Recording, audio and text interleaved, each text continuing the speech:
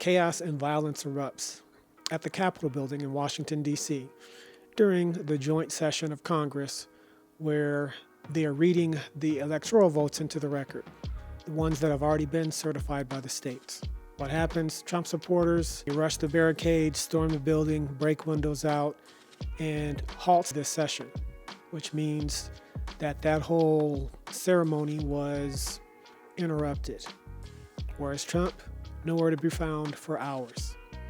Finally, after being called out by countless media people, he finally makes a statement asking for his supporters to go back home. Kind of. I know your pain. I know you're hurt. We had an election that was stolen from us. It was a landslide election, and everyone knows it, especially the other side. But you have to go home now. We have to have peace. We have to have law and order. We have to respect our great people in law and order. We don't want anybody hurt. It's a very tough period of time. There's never been a time like this where such a thing happened, where they could take it away from all of us, from me, from you, from our country. This was a fraudulent election, but we can't play into the hands of these people. We have to have peace. So go home. We love you. You're very special.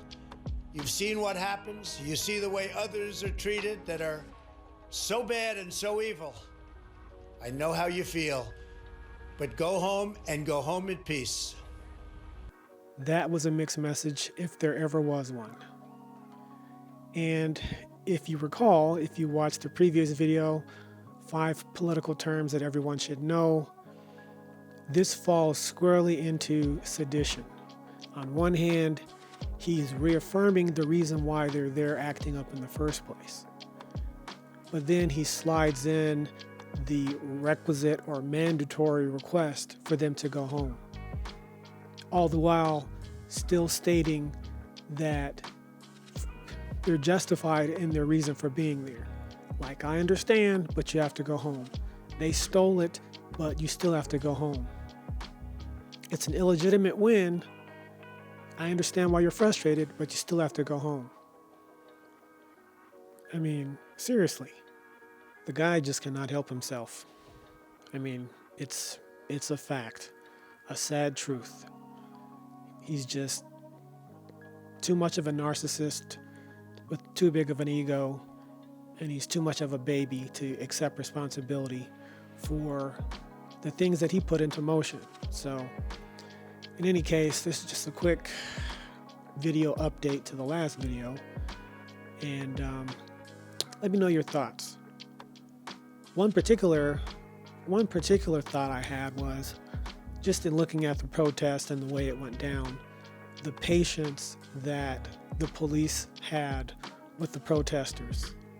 I mean, we've seen what's happened over the summer with Black Lives Matter protests, police in riot gear, tear gas, and the like. But here we have these Trump supporters literally fighting with the police, pushing through the police barricade, and then breaking into the Capitol building. And, you know, one person was shot. But if it had been black people, if that had been a black protest with those same actions, yeah. In any case,